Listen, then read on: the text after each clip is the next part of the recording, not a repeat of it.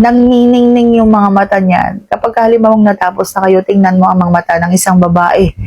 Para yung nagpupuso-puso sa sobrang pagmamahal sa'yo. Kapag halimbawang ginawa mo yung...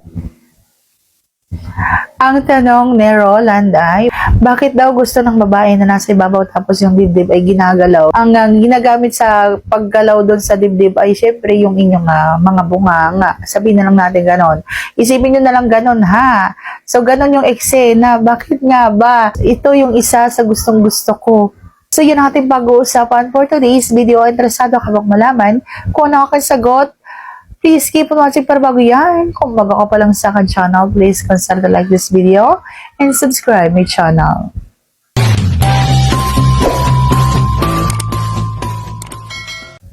Ang sagot ko ay, nga po, dalawa yung nakikiliti. So kung dalawa yung ginagalaw ninyo dyan, so doble yung nararamdaman. Pagkahalimbawang ganun ka kasipag sa pagtatrabaho, siguradong maganda yung sasahurin mo. 'Di ba? Doble yung kikitain mo kapag halimbawa masipag ka. Yung kita na sinasabi ko siya, syempre, yung nararamdaman at yung maibibigay mo sa isang babae. Kapag halimbawa doble kayo yung ginagawa mo, syempre, masaya yung isang babae. Nangniningning yung mga mata niyan. Kapag halimbawang natapos na kayo, tingnan mo ang mga mata ng isang babae. Para yung nagpupuso-puso sa sobrang pagmamahal sa'yo. Kapag halimbawang ginawa mo yung lahat ng pagmamahal, lahat ng pagkalinga sa kanya, kapag halimbawang nag-aanuhan kayo. Hindi lang dapat nakahiga, hindi lang dapat kung ano yung nakasanayan nyo, yun yung gagawin niyo. Dapat kung ano yung pinagsimulan ninyo, yung bago pa lamang kayo, yung magjowa pa lamang kayo, dapat hanggang kahit matagal na kayo, kahit matanda na kayo, ganun pa rin yung ginagawa ninyo. Paiba-iba pa rin para yung init ay hindi namamatay paunti-unti. Okay? So, wag kayo doon sa isa lamang na nakasanayan. Mag-iba-iba kayo ng ginagawa. Hindi lang dapat sa kwarto, meron din sa labas, meron din sa sala, meron din sa labas ng bahay. Kapag halimbawa alam niyo tulog na yung mga nasa paligid ninyo.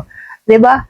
Kapag halimbawa ganyan yung ginagawa ninyo, mas iinit yung inyong mga pagsasama at mas magiging masipag sa bahay, sa mga gawaing bahay ang inyong mga may bahay kapag halimbawa ganito. So, nasa mga kamay lamang kasi ng isang lalaki. Ang isang babae kasi ay kailangan niya ng baterya. Kapag nilagyan mo yan ng baterya, siguradong gagana yan. Okay?